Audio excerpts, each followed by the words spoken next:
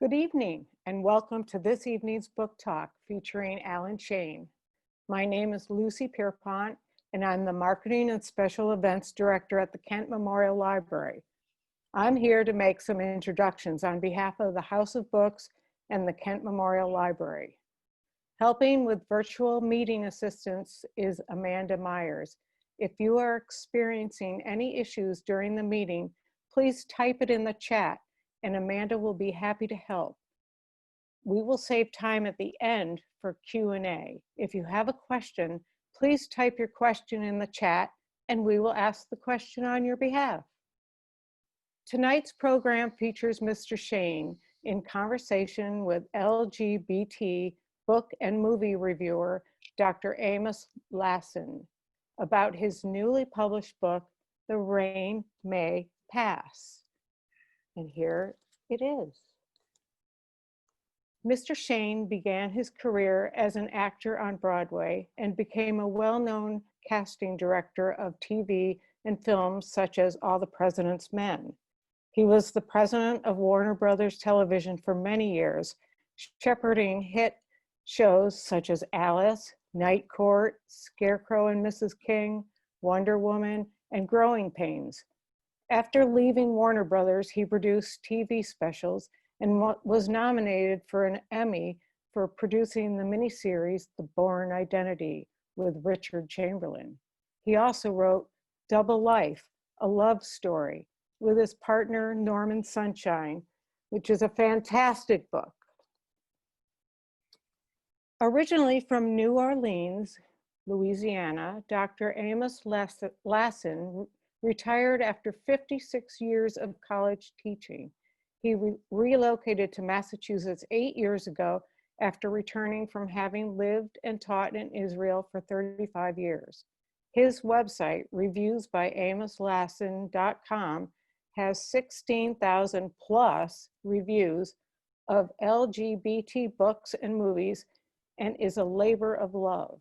Amos returned to the States in 2005 and arrived in New Orleans at the same time as Hurricane Katrina, which he experienced for 6 days before being evacuated to Arkansas, where he lived and taught at the University of Central Arkansas for 7 years.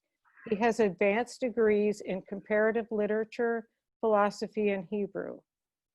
I will put the website for House of Books, where you can order a book, in the chat as soon as this book talk begins. Please indicate how many you would like and whether you would like Alan to inscribe the book. Please join the library and House of Books in welcoming Amos and Alan. Almost like Amos and Andy. Yes. Okay. Hello, Amos. Hello, Alan. There you are. So I want to begin by saying, Amos, that I've never met you, and that I read the review that you wrote for my book, and it was actually, I could have written it myself. It was so wonderful. And that's how we're getting together. Correct? But it goes back a little farther than that with your first book, A Double Life, that I read when it first came out. And do you remember the date that was, Alan, when your first book came out? It came out in 2011. 2011. So it's 9 years ago. And it was published by, at that time, the only gay publishing house, Allison, is that right? No, Allison didn't do it. It was done by a young publisher who did it and then went quickly out of business. Well, that seems to be a rule in our publishing industry, doesn't it? But strangely enough, it still sells. It still sells on Amazon, which is amazing after 9 years. But did you review? I reviewed it when it first came out, but I have to find the review, and if I find it, I will send it to you. It's somewhere I'd among. love to see it. It's somewhere among those. If it's bad. I don't give bad reviews. My whole goal in reviewing, and I guess I should start by saying this, is to bring a greater awareness to our literature, and for people, LGBT people especially, to read what our own community produces. And so many times before things changed with the internet, we were so involved with being on the street and going to bars that we didn't read. And I said, well, there are some of us that love to read. So if you won't read the book, I'll bring the book to you. And that's how I started. I have to tell you that when Double Life went around to all the publishers, most of them said gay people don't read books and they don't buy books. That's 2011. But I think that's changed a bit. It's changed a great deal. It's changed a great deal. So I wanted to say something about your new book, The Rain May Pass, and how it really resonated with me for two main reasons. First of all, it's set in Brookline, Massachusetts, where I live now. And it's about growing up gay and Jewish at a time when these things were not spoken of openly. And just for those two reasons alone, the book had a great deal of meaning for me. And when we meet you in the book, Alan, you're confused and you're lonely, you're insecure, you feel like you... I'm 15 years old. Yes, I know. And you feel like you don't fit in. And but I didn't know why. You didn't know why. All sorts of strange things were happening to me inside and emotionally, and I didn't understand them. And there were no books to read. There was no internet. There was no one to ask about this. It was a dead subject. No one discussed it. Exactly. So how did you deal with that? Can you give us a little, you write about it in the book, but for those people who have not yet read the book, can you tell us how you dealt with that pressure that you felt? Well, what can I say? The book really begins in Cape Cod when I spend the summer with my grandmother, who's a very cold woman. And I'm beginning to have all these sexual feelings that I don't understand. I of both women and finally of men as well. And I'm kind of confused about all of that. And in the book, I have different episodes with people who confuse me, who seem to know something I don't know, but I can't ask them. So I have gone from one episode to another in which I'm slowly building some reaction in myself that I don't understand. And then it's all cleared up finally when I meet Roger, who becomes the love of my life at that time, who's much older than me, and who I fall in love with.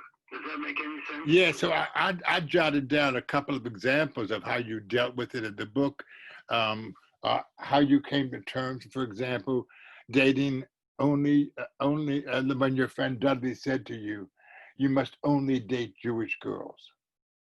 Well, he didn't say that. He just never spoke to me again when he found out that we'd gone to a party and the girls were Jewish. Right. Which is even worse. Right. And that anti-Semitism was creeping in. Remember, it's 1941. Right. And already I was being bullied at school because I was Jewish. And what about the feeling that you got when you had got a look from a strange man that you didn't quite understand? Your reaction to that was the way you put it in the book was fascinating. Can you talk about that for a second? I was puzzled, but I was also titillated. And one man asked me to go nude swimming, and I kind of didn't understand that and said, why would I? Why would I do that? And yet I was fascinated that was being asked of me. I didn't understand, and I was suddenly being paid a little attention to, which had never happened to me. But little by little, I was getting these strange feelings and beginning to be encouraged by them, and I didn't know how. I didn't know why. It was a confusing time. It was a very confusing time for everyone. And yet I'm not your age.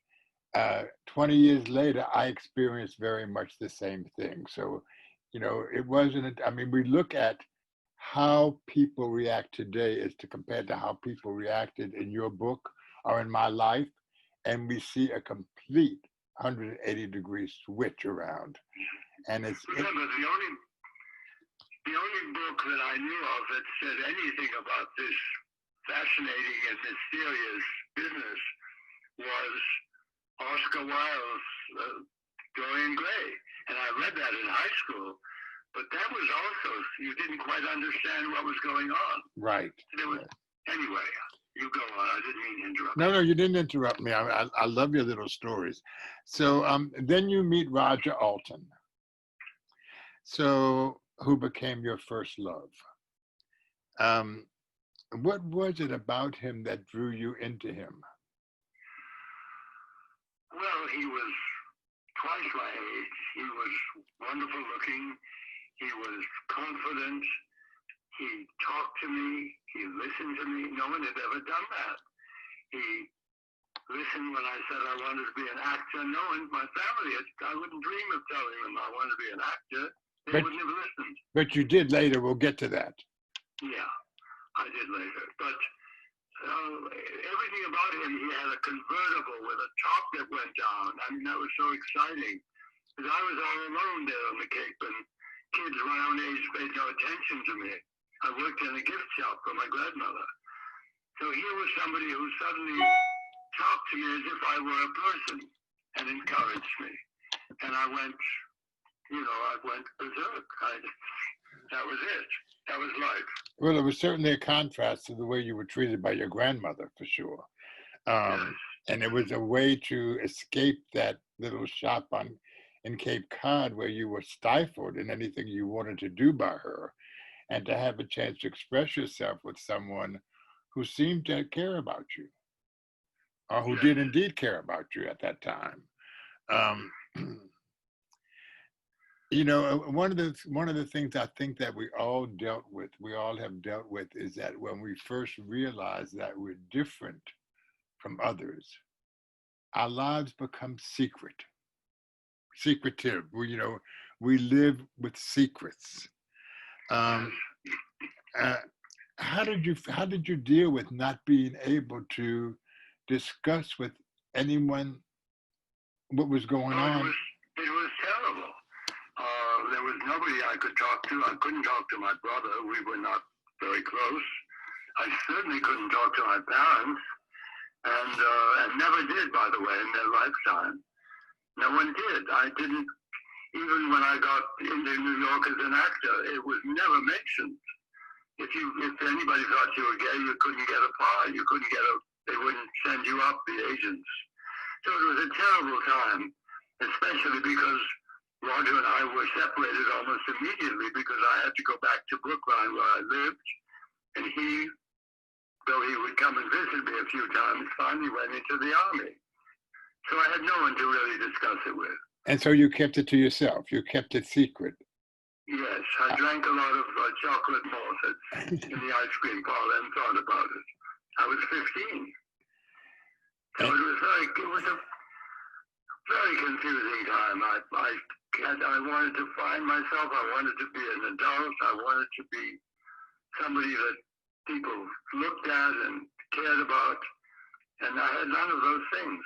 And Roger did give them to me. But you eventually achieved that. So at what age do you think you were when you finally were able to accept yourself as who you were and be open about it? When you moved to New York? Oh, no. I lived a gay life. I also didn't live a gay life. I had relationships with women. I got married at one point. So, and I went through analysis, in a sense, trying to cure myself. That's when we all did that. Yes. That was, I don't know the years, but when I finally had the money, I was miserable because I didn't believe that one could have a real relationship with a man.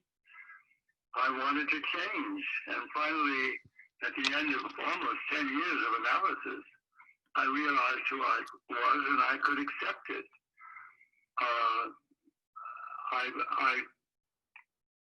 I never talked about it to people much, but Norman and I lived openly for years. Everybody knew we were together. And I suppose earlier I had relationships that people knew about. But I'm quite serious. If you were an actor in New York, it was not good to be known as gay, or you would only be sent up for gay roles. Right, right. So you kept it very private. And I remember in the beginning, as an actor, I would go to a party and they would say terrible things about homosexuals, as they did in those days. And many cases, they were saying it about themselves. Well, some of them were. Yeah. It killed you, but you didn't speak up. At least I didn't. Nobody did. Nobody did. You're right. It was kept a secret. So as you matured, you were able to make your own decisions, even though you were quite sure your parents would never accept them. And then we're getting to the part when you decided that you wanted to act in summer stock. And you brought it to your parents, and of course, they didn't like the idea. Your father said no. Your mother at first said no. And then she finally agreed on the condition that she could come with you. Yes, and went to summer stock with me. Which I love, because talk about a Jewish mother. And it reminded me of something when I was a senior in college. I worked for Tennessee Williams as his secretary. And he said to me one day, and I was totally floored by this, he said, "It's a wonder that all Jewish guys are not gay because of their mothers." So, which is so true. But then you even changed your name from Shayne to Shayne, as if to. It was always Shayne, pronounced Shayne. Shayne, but spelled differently. Spelled differently. Well, they changed it to the spelling. Right. Because they said it would be better in the theater and better on the marquee and so forth. And I think behind it also they were saying they didn't want me to seem Jewish. Exactly. Because that was the time when nobody who was an actor had a name like Streisand. You know, right. Nobody had Jewish names. So when you saw your name as written as Shayne, did that give you the idea that you'd made it, that you were now somebody, you were now who you wanted to be? Or were you still in trepidation about that? No, I think it told me that I was an actor finally. It was an actor's name, Alton Shayne, Shayne. I was an actor, and it was in the program, and I had accomplished that much. And how did you feel when you first saw it in print? I felt very excited. Very excited, yes. I still feel excited. Don't you, when you see your name in print? Since I put it there, I don't get so much excited about it. I don't know. Remember, too, when I went to summer stock, it was the beginning of the war, and they couldn't find men. So I was then 16, and I played roles of 45-year-old men with women who were 50. So it was all ridiculous. But it's I think a lot of the fun in the book is in the summer stock period. It was certainly the funniest part of the book. And I really loved the fact that your mother was there and the exchanges that the two of you had back and forth. And then going back to the description of the miserable way you had lived in Cape Cod, and now you were finally able to live somewhat free with your mother in tow. She finally went home. She finally went home. She said, "Okay, I've got to go home. You can be here." And then stuck me with the worst gay guy in the company as a roommate, as you remember from the book. I remember very well, and I laughed. I laughed and I cried through that section because I could laugh at it, but I cried with you for what you were going through with him. Yeah. It was very touching. So I think what I mostly loved about the book is the brutal honesty with which you wrote it. That there was no doubt in my mind that none of these were stories. These were all facts of things that you had lived with, experiences you had had, and especially the way that you dealt with them or didn't deal with them, because sometimes not dealing is a way of dealing. I tell you, Amos, I had wanted to write it for many years because I felt there was somehow a good story there and maybe a lesson for younger people. And I did write it first as a novel. And then I realized that every word in it was true, so I made it into a memoir. And every word is true. It's all in my head. I remember every minute of that experience. And I didn't make up anything. It's all happened. Maybe, of course, I'm telling it the way it through me. I'm sifting it all. But yes, as we all do, you know. I wanted it to be totally true and totally real. Now, And anyway, it is. Now, the other day when you and I spoke off the cuff, I asked you a question. You gave me some wonderful answers to it. So I'm going to approach that question now. You said, although it's really not relevant. And the question is, how much did the fact that you were Jewish affect your maturation process? One of the scenes that really stuck out to me was, again, the scene of the Jewish mother at summer stock. And you told me that, you know, about your family's Jewishness, and I'd like you to share that with your people here tonight. Of course.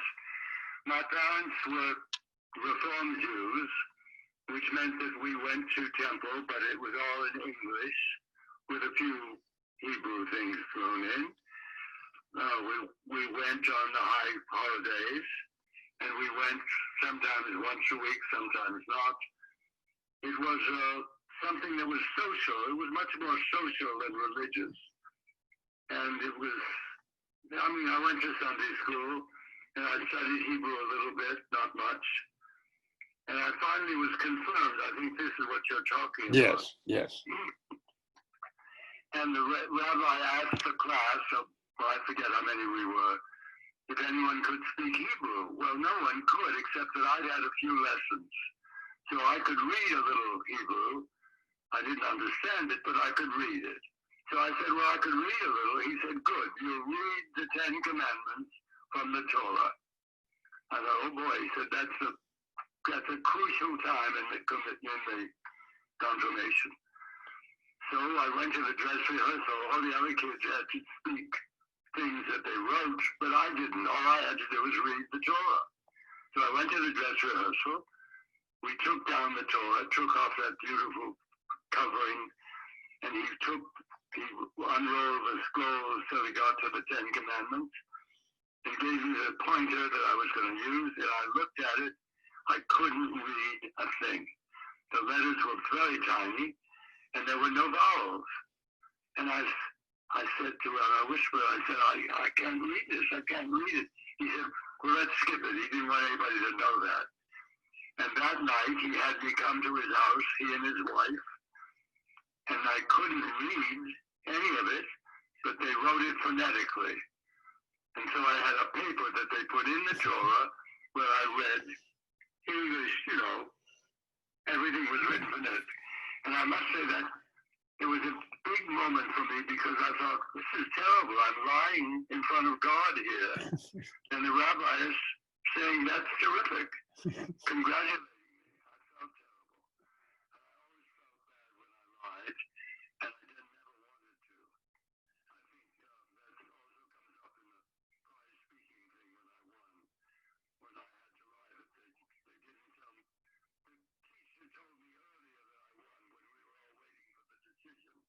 So I had to act like I didn't know. I don't like lies like that. Anyway, I think that was the beginning of my not wanting to be interested in the framework of a religion. I do believe in God and the Spirit, and I've had many miracles in my life. But I don't practice Judaism or Christianity or anything. Enough of that, Amos. Okay, so something else that I found interesting, and maybe you have an explanation for this, or maybe there is no explanation, is that the book is comprised of short chapters, so that you can read a chapter, go and do something, come back, read a chapter, or you can sit there and read the entire book in one sitting, which I did the first time. The second time I read a chapter, went out, did something, read a chapter. Did you specifically design it to be that way in these short chapters? No, I tell you the way I write, and it's a lot of, whether it's subconscious or not, I go up to my study, which is here in this house. It's upstairs. It's a barn, but it's the one place upstairs. and I start to write what I'm going to do for the day. And I don't really plan it so much, but it all comes back to me. And when it ends, in other words, it's all coming, the story that I'm telling in that chapter. And suddenly it ends, and that's the end of the chapter. I think if it had gone, I think you'll find that there's one chapter that's too long. I find it too long. But most of them are incidents that come out of my past, out of my trying to recapture the past and make some sense out of it. And so each one is final. It seems to finish itself, Amos.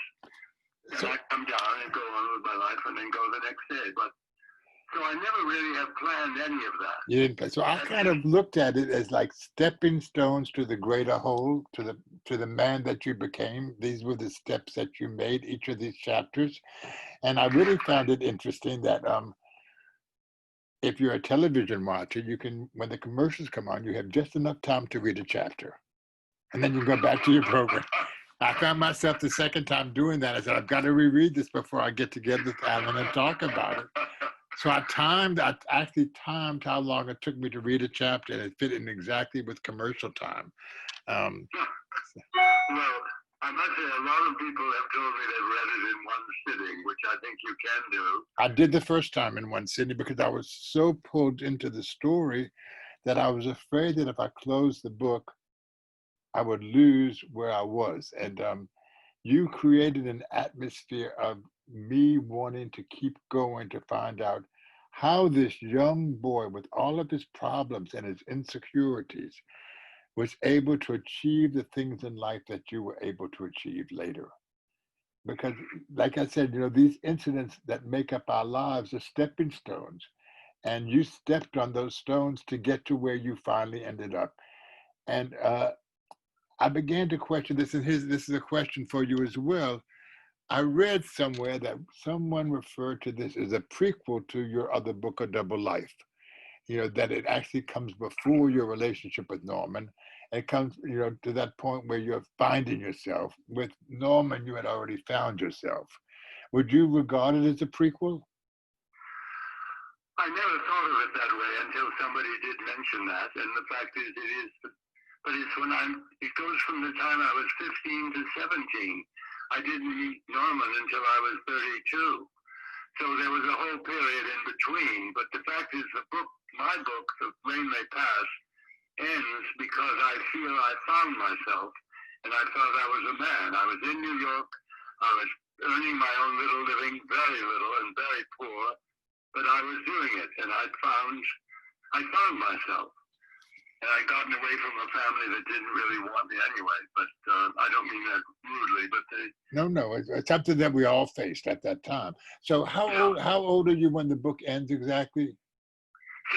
17. The book ends when you're 7. No, when you're in New York, and you're older than 17. You're 21. No, at the end of the book. No. No.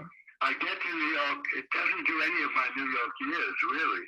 That's what we had. That's the next book. That's what we're waiting for. I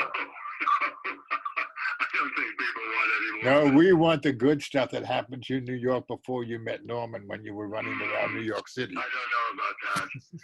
But I wanted really to say to people, well, you said it very well with Stepping Stones. It was such an important part of my life. And finding someone that I cared about and realizing that I could one day find someone to love. It took me a long time, but I did. And also that I could be what I wanted to be, which was at that time an actor. That changed later in life.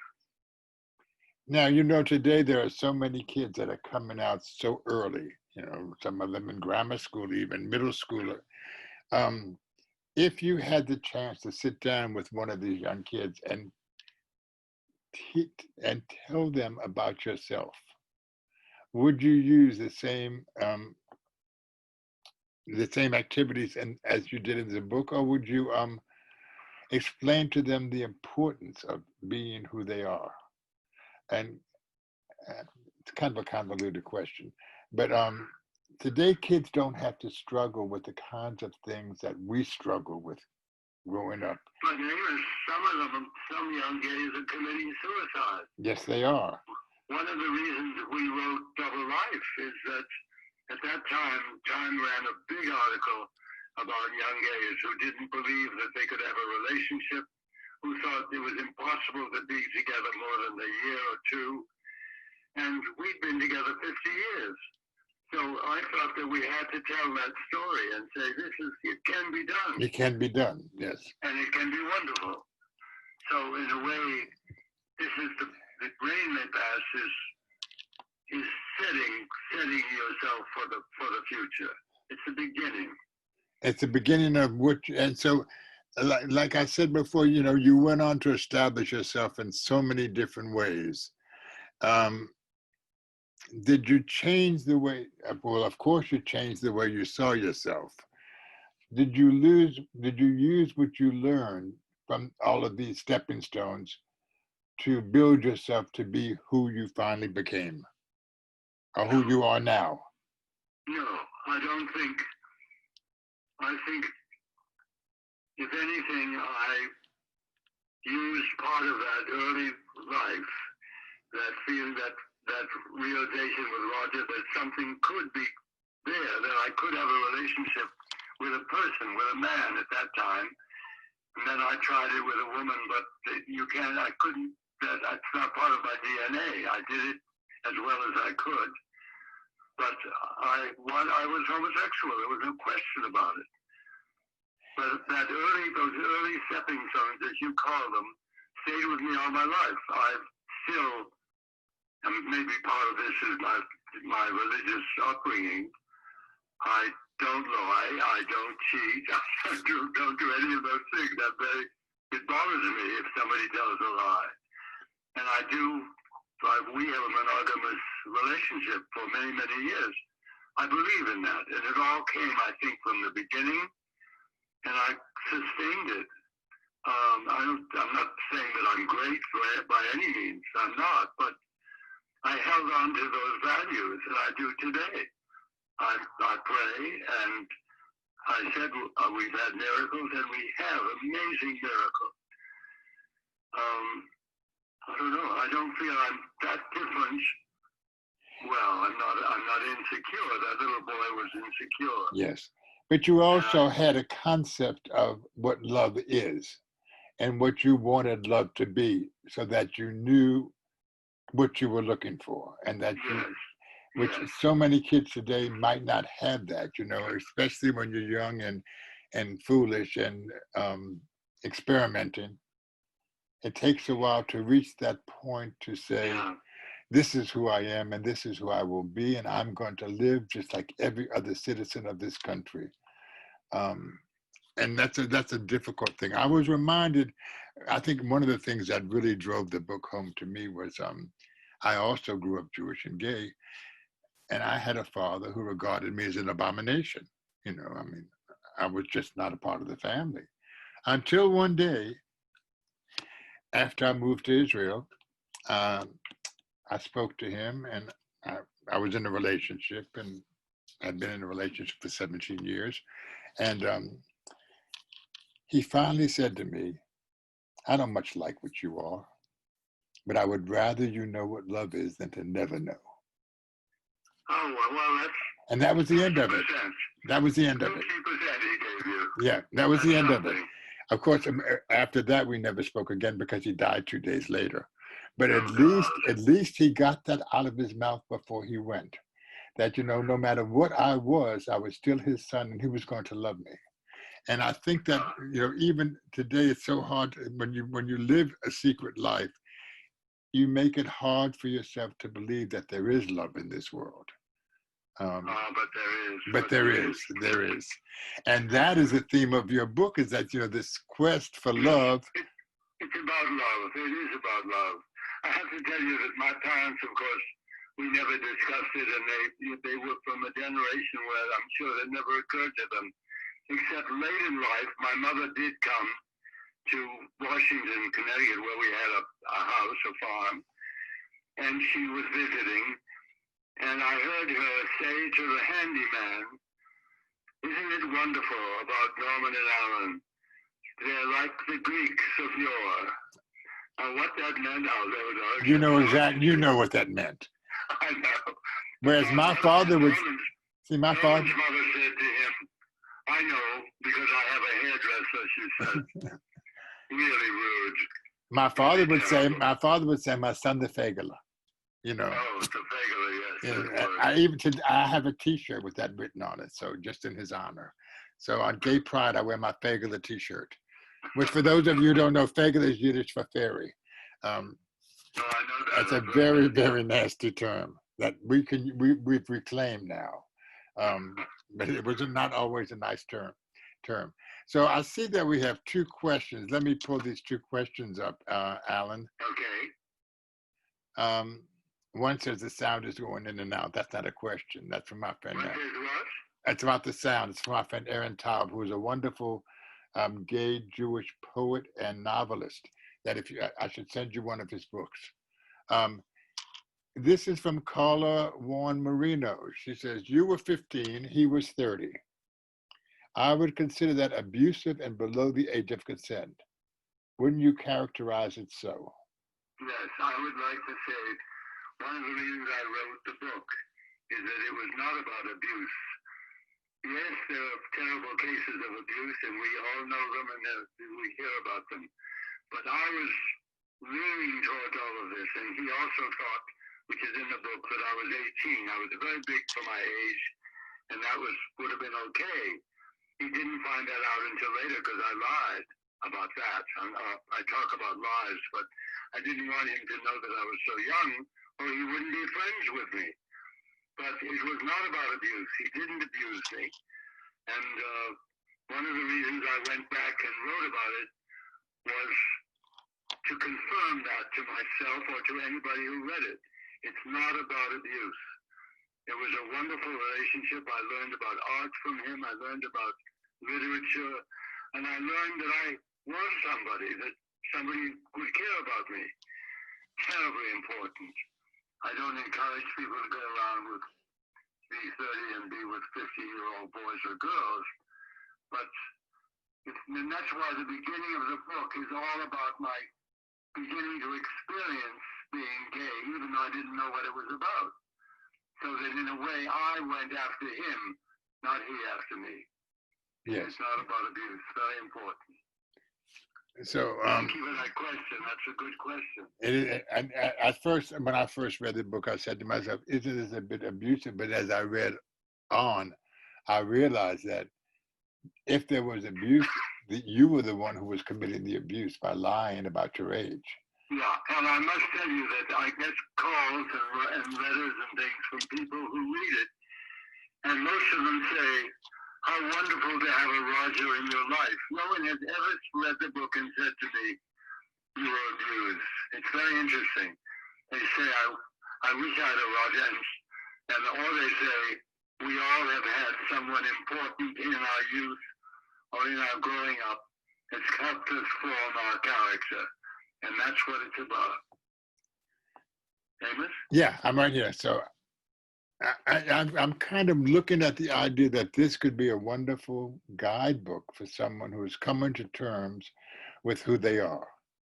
You know, if they do not look at this aspect of it.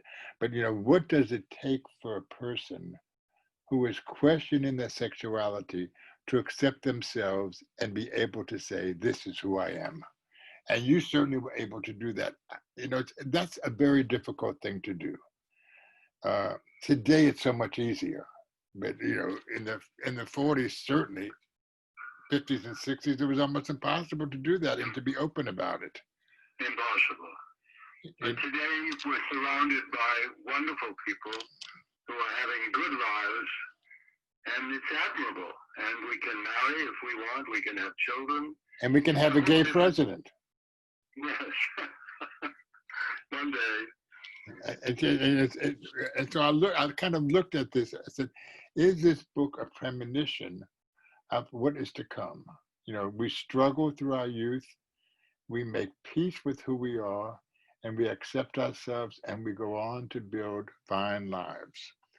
I can tell you this. When I lived in Arkansas, and I was probably the only gay Jew in Arkansas for several years, I refused to admit to myself that this is who I was, even though it was such an integral part of me. You know, and people knew it, but I would never say it. They wouldn't ask, but you know, I could sense it. Today, you go back, you know, today you come to Brookline, for example, and no one bats an eye. It's a non-issue, which is the way it should be. I mean, who cares who we love?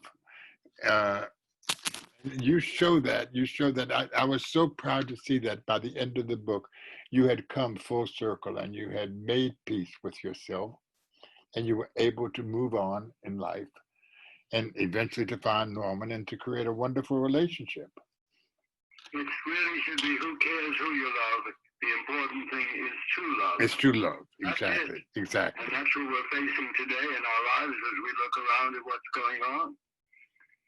I think. Yeah, I think you're absolutely right. But you know, we're kind of loveless people. But every day I find someone new to love. Today I love you. So, you know, you never know where that love is going to come from. And it doesn't take long to feel close enough with someone that you can share what you shared. You shared with the world. I don't know if I would be ready to do that. I am writing my memoir.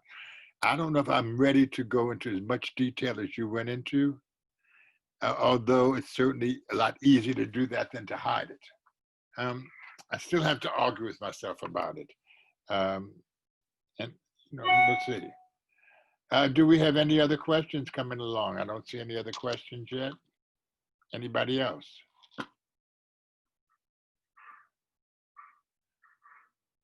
Nope. So let me just say that the book is available through the House of Books, and like we were told in the beginning that you can get your copy signed if you would like, if you'd like to order a copy. Norman, Alan, let's talk for, I know, let's talk for. It's also important, I think, to say, Amos, and I found it from the people who read it. Women love it, and often I got a letter the other day from a woman who said it reminded me so much of the man I fell in love with in high school. And it's just that story. I mean, I like discussing all the gay stuff, but I didn't write it only for that. No, of course not. You wrote it. And I think other people can enjoy it. Yeah, I think so. Seem to be very much. Anyway, I thank you, Amos. Are we done? I think so. No, we have a couple of more minutes. I wanted to just look at your previous book for a second, in which you share your experiences with Norman. Could you talk a little bit about that? And like you said, you told us why you came to write it. Well, I wrote it first. I started to write it, and I interviewed Norman for things in his life that I didn't know. And he read what I wrote, and he said, I hate it. I'm going to write it myself. So it became a two-parter, two-hander, they call it in England. He writes one chapter, then I write the next. They are never the same material, except about how we met. Right. And it just covers it shows how two people can support each other, love each other, help each other's careers, and have a wonderful life. And then once again, we see this theme of love coming through your work. Yes, which is very important to me, very. It should be very important to everyone. I think Double Life is funnier because there are a lot of celebrities in it, and Marlon Brando and Streisand and people that I worked with and knew. So it's, it has a lot of that showbiz stuff, but it's also about love. And that's what the world needs now is love. Well, if there are no more questions, let me, last call. Let me turn this, should I turn it back to Lucy or to Amanda? Whatever you'd like. Is anybody there? They left. Here's Lucy. Hi, I'm still here. I've been enjoying this very much.